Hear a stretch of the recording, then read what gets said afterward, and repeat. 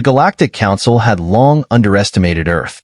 For centuries, humanity had been treated as little more than a nuisance by the vast network of alien civilizations that dominated the galaxy. The Council viewed Earth as a primitive world, good for little beyond extracting resources and imposing trade embargoes to keep humanity contained.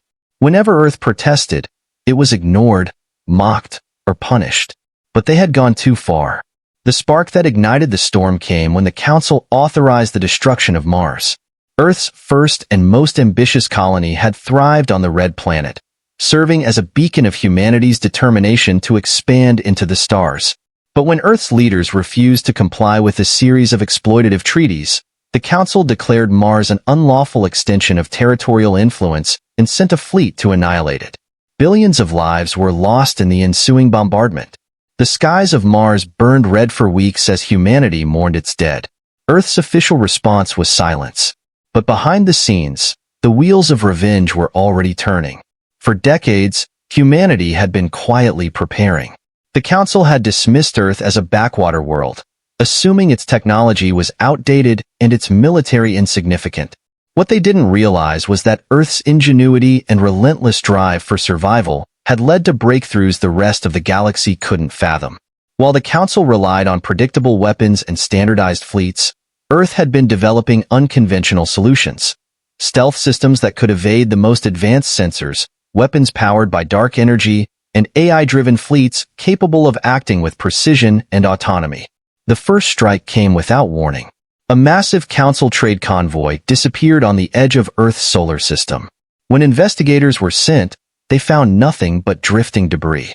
Days later, one of the Council's military outposts on a nearby planet was obliterated in a single, devastating attack. Surveillance footage revealed a shadowy ship, unlike anything the Council had seen before, moving with impossible speed before vanishing into the void. Panic spread among the member species of the Galactic Council.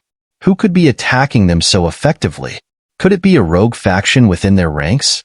A hidden empire from beyond their borders? The truth was more shocking than they could imagine. When the Council finally convened to discuss the escalating crisis, their grand chamber was interrupted by an unsanctioned transmission. The screen flickered to life, revealing the face of Earth's president, Layla Aaron. Behind her, a vast fleet of sleek, black starships hovered in formation. Her expression was calm but cold, her words sharper than any weapon. "You thought us weak. You thought you could destroy what we built and face no consequences. You were wrong. Mars will be avenged, and Earth will no longer bow to your tyranny. You have grown complacent, arrogant, and corrupt. Now, you will face the reckoning you deserve." The transmission ended, but the war had just begun. Earth's attacks became a masterclass in psychological warfare. Council fleets found themselves ambushed in regions they had once deemed impenetrable. Communication networks were systematically dismantled, plunging entire sectors into chaos. Vital supply lines were severed, leaving planets to starve and economies to collapse. The Council tried to mount a counterattack, but Earth's forces were always one step ahead. Its ships appeared and disappeared like phantoms, striking with surgical precision before vanishing into the black.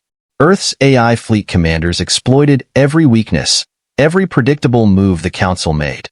On the ground, humanity's cyber warfare teams unleashed chaos on a galactic scale. Entire planetary grids went dark. Financial systems were drained or manipulated, rendering once powerful worlds powerless. Council leaders were exposed as corrupt, their secrets broadcast across the stars by Earth's hackers. The Council's unity began to fracture as member species, desperate to protect their own worlds, started withdrawing their support. But Earth's revenge wasn't merely destructive, it was strategic. Humanity had no interest in ruling the galaxy or becoming an empire. Its goal was simple: to dismantle the oppressive structure that had dominated for millennia and to ensure no planet, no species, would ever suffer as they had. The Council's greatest humiliation came when Earth's fleet appeared over Galatrix Prime, the heart of the Council's power. Expecting a brutal assault, the Council scrambled its remaining defenses. But instead of attacking, Earth broadcast its message directly to the citizens of the galaxy. The President's voice echoed across countless worlds. To those who have suffered under the Council's rule, You are not alone. We were once like you, oppressed, exploited, silenced. But we rose. We fought. And now, we extend a hand of alliance to all who seek freedom. The era of the Council is over. The time of self-determination begins now. Across the galaxy, rebellions ignited like wildfire. Oppressed planets overthrew their council-appointed governors, and member species turned on their former masters.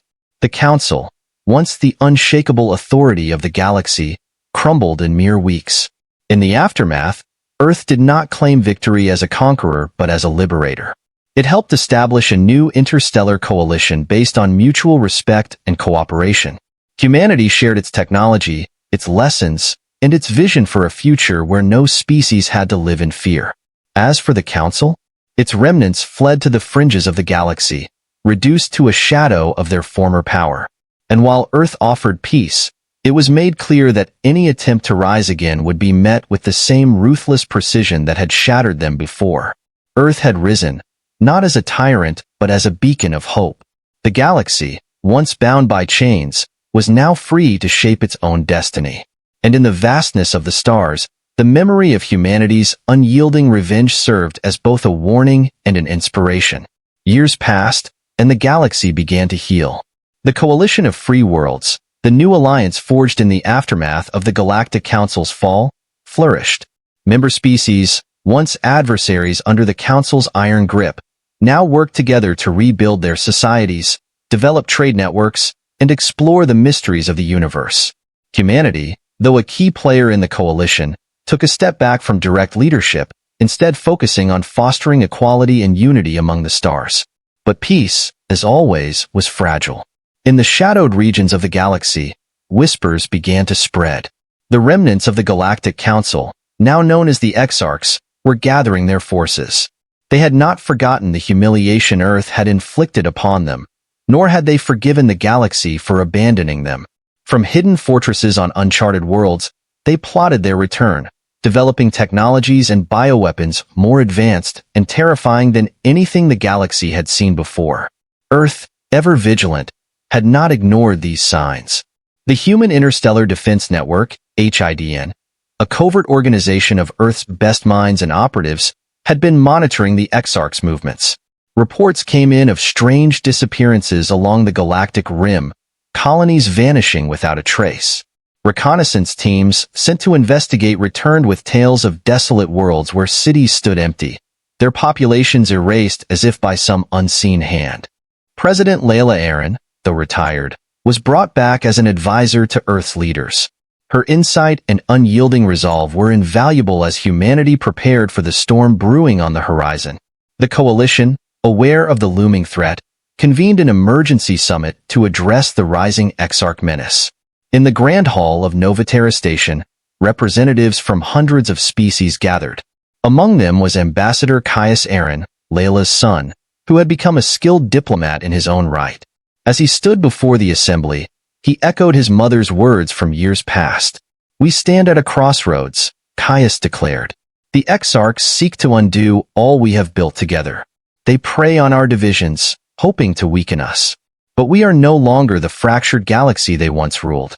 We are united, and together, we will face whatever they throw at us."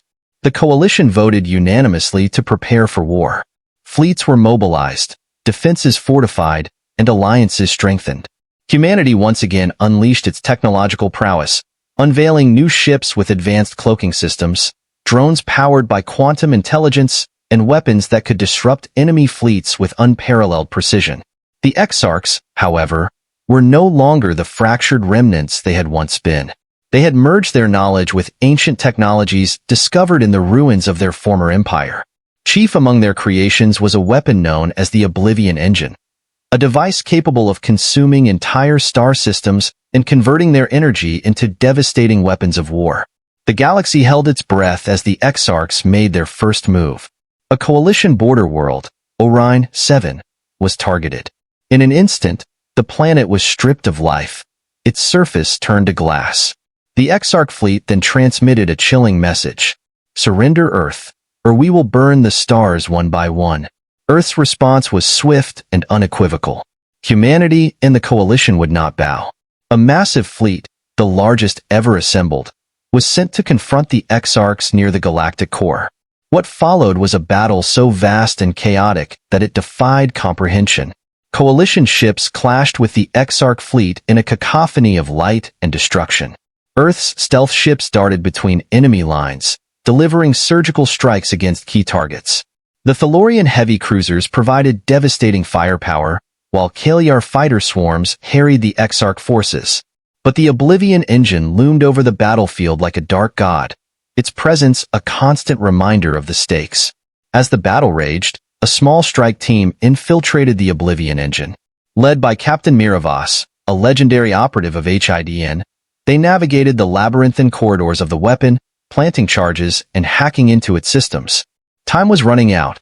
The engine was charging for another attack, this time aimed at Earth itself. Inside the engine, the team faced horrors beyond imagination. Automated defenses, genetically enhanced Exarch soldiers, and the oppressive hum of the weapon's core.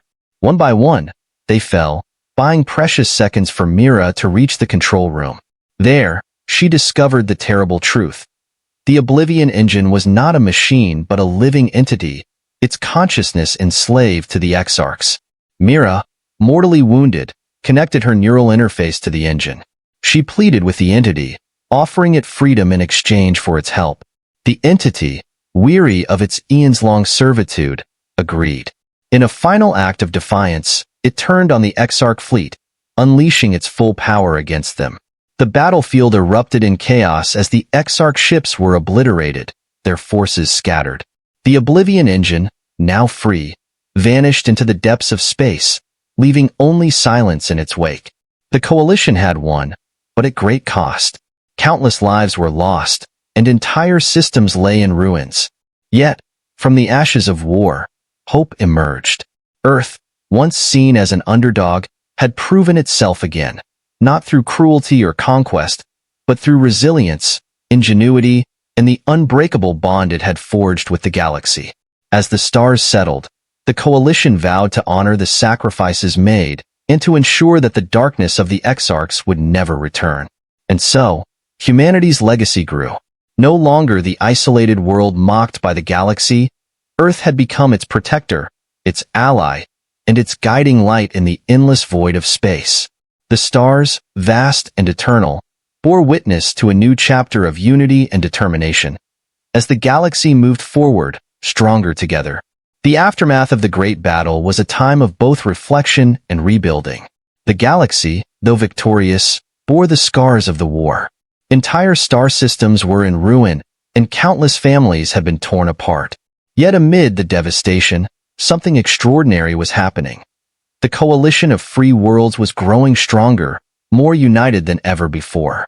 In the wake of the Exarch's defeat, Earth took the lead in organizing reconstruction efforts. The planet's technologies, once considered primitive by the rest of the galaxy, had become the cornerstone of the rebuilding process. Humanity shared its knowledge freely with its allies, helping to restore the devastated colonies and repair the fractured economies. Earth had become a symbol of hope, a testament to the resilience of a species that had once been on the brink of annihilation.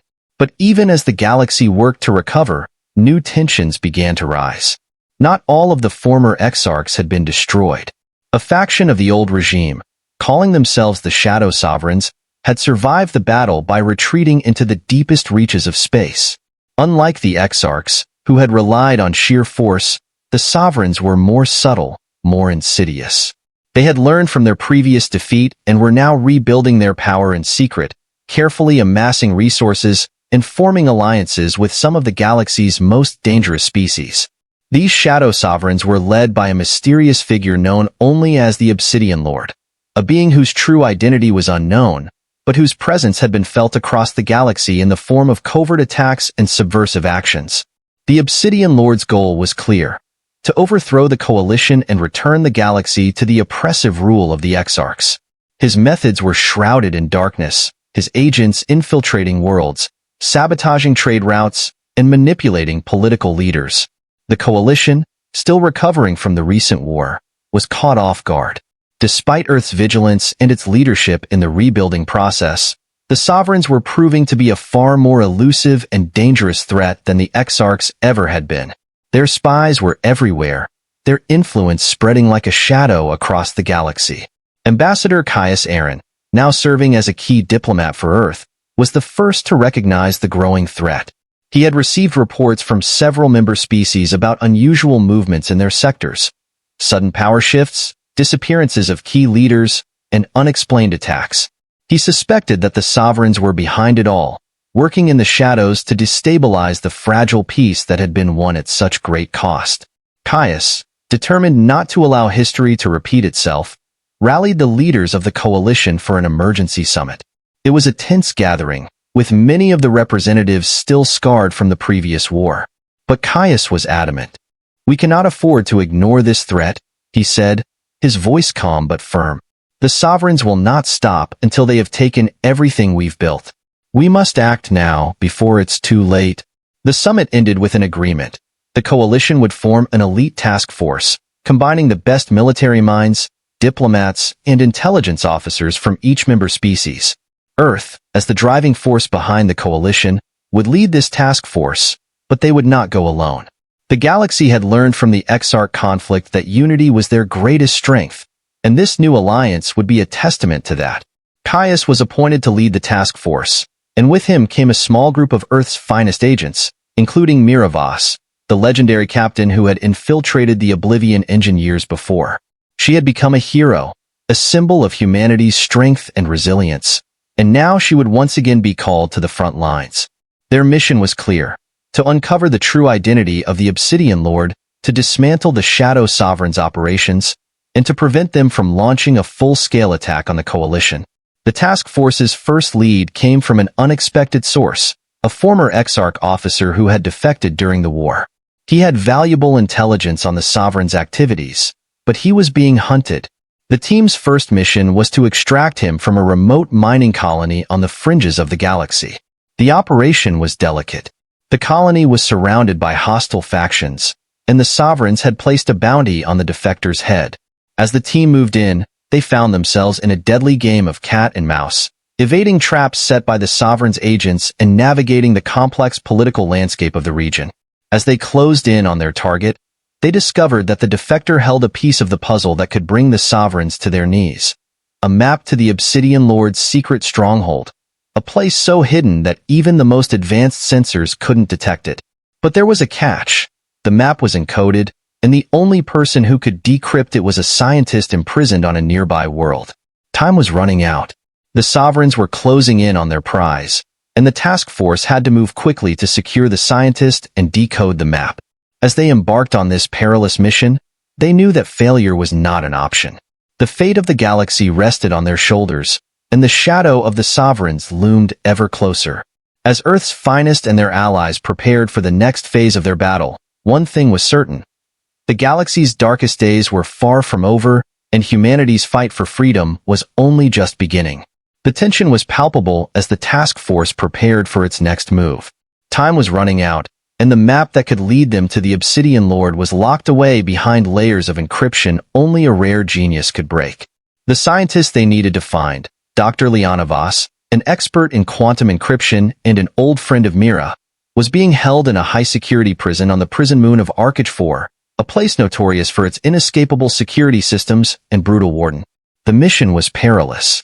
To retrieve Dr. Voss, the task force would need to infiltrate the moon's defenses, avoid detection from the Sovereign spies, and extract the scientist without triggering a full-scale galactic war. Miravos, knowing that her own sister's life was at risk, led the team with a cool resolve. Caius Aaron, meanwhile, coordinated the operation from Earth's Deep Space Command Center, his mind constantly at work as they raced against time. Upon arrival at Arcage 4, the team made use of their most advanced stealth ships, evading sensor grids and patrols as they neared the prison.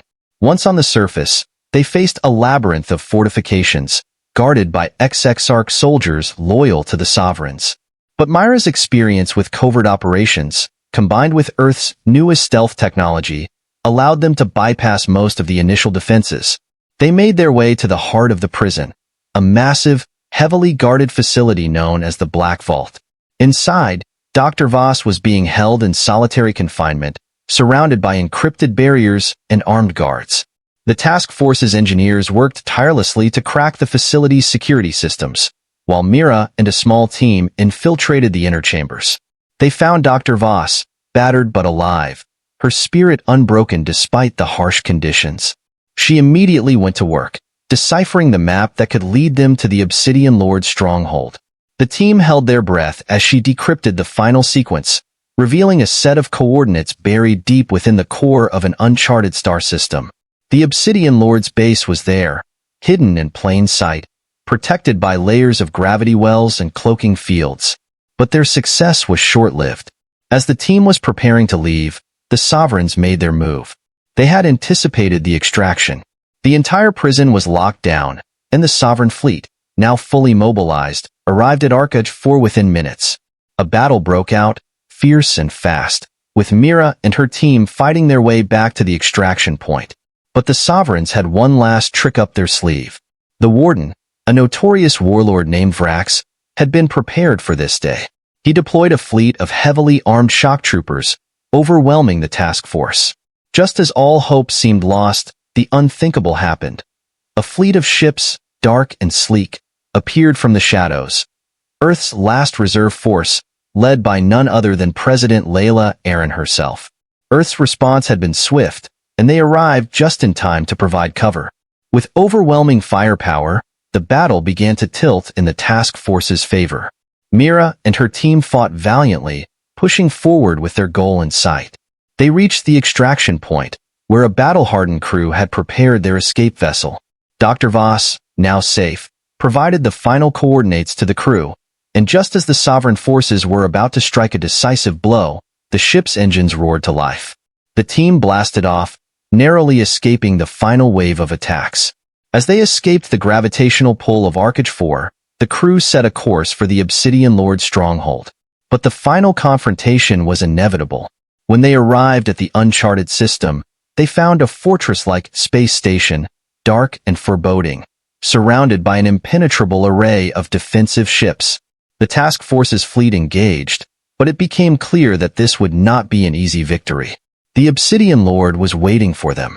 The final battle unfolded in the shadow of the fortress, where Earth's fleet clashed against the Sovereign's warships. The task force's ground team, led by Mira and Caius, boarded the station to confront the Obsidian Lord in person. Inside, they discovered that the Obsidian Lord was not a single being but a collective of consciousnesses, once leaders of the Exarch Empire, now fused together by dark technology that had enhanced their minds and twisted their bodies. The fight was brutal. Mira, Caius, and the others pushed forward, but the Obsidian Lord's strength was overwhelming. Every attack they made seemed to be met with an equal and opposite force. Yet, it was Dr. Voss who uncovered the key to defeating him. The Obsidian Lord's power stemmed from a series of ancient machines hidden deep within the station, machines that allowed the Sovereigns to merge and control vast amounts of energy. With no time to waste, the task force initiated a daring, last-minute sabotage mission. They reached the central control hub and destroyed the machines, severing the connection between the Obsidian Lord's many minds. The collective consciousness began to unravel, leaving the Sovereign's leader a shell of his former self. In the final moments of the battle, Caius and Mira confronted the now-mortal Obsidian Lord. With a single, decisive blow, Mira ended the reign of terror, and the Sovereign's power crumbled to dust. The galaxy, at long last, was free. As the Coalition celebrated its victory, Earth stood at the forefront of a new age. No longer would they be seen as the underdog or the target of others' greed. Humanity had proven its strength, not by brute force, but through unity, resilience, and compassion. The stars now held a future where no empire could rule unchecked, and every voice had the power to shape the galaxy's destiny. And so, the legacy of Earth was secured, not as conquerors, but as the protectors of peace and liberty. The Obsidian Lord was gone, and with him, the shadow that had once threatened to engulf them all. In the endless cosmos, humanity's light shone brighter than ever before.